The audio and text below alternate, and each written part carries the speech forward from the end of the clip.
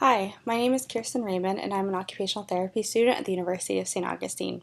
And today I'm going to be talking to you guys about how different driving interventions can be used to help clients who've had a stroke regain the ability to drive again. It's really important for occupational therapy to look into this research because our clients, we do deal with this population of people who've had strokes, and driving is a very important and a very complicated IDL to reteach somebody, especially when we're not in the car with them. Like, how do you retrain this in an inpatient or even an outpatient facility? So the summary of my search was that most of the articles found on this topic compared generic interventions to technology-based interventions, and the results from these articles do not support one style of intervention over the other. So below you can see 4 different articles, and Mazur presented with the best evidence. It was level 2 evidence with a randomized control trial, and it had almost 100 subjects. And like you can see across the board, all 4 of them are level 2 evidence with randomized control trials, and all of them have less than 100 subjects. So you can tell how difficult this might have been to get this type of population into the clinic for this research. So they all use different interventions as well. So the first one was for Mazur, they use something called the useful field of vision. And this is a kind of a computer program that focuses on like reaction time, divided attention, and it kind of tries to relate this back into driving, and usually kind of more of a driving simulator part of it. And it was compared to something called the traditional visual perception training, which is really just computer games on the computer. So like I Spy, which is working on scanning and puzzles and just cognitive training on the computer, unrelated to driving. And so the karate evidence, so I used something called the Dynavision Light Training Board 2000, which works on reaction time and visual scanning and balance and coordination. So that was really cool to look at, but they also did use a true control group as well. Then you have A. Quanton, who had 2 different articles he's done in the past, in 2005 and in 2010, that used the driving simulator.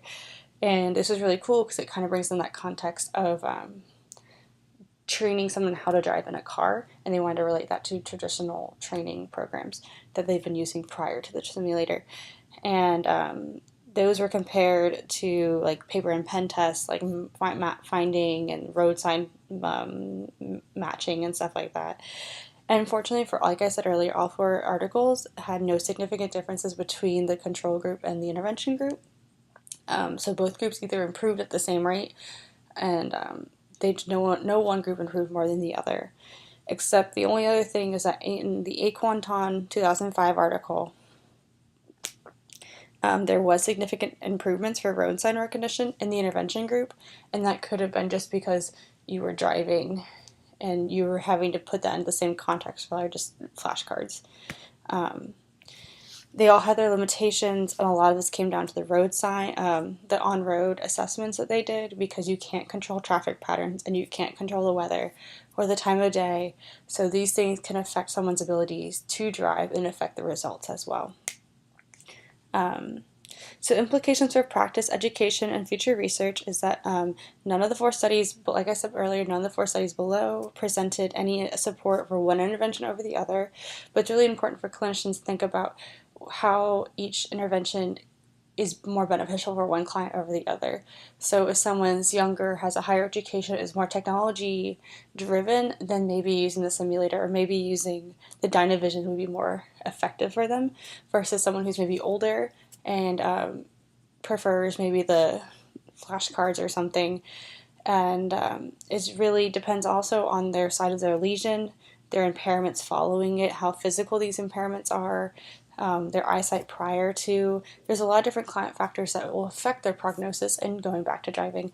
And a lot of it too is having the time and taking the time to talk to these clients and see if this is even a possibility, and knowing when to start implementing implementing the intervention.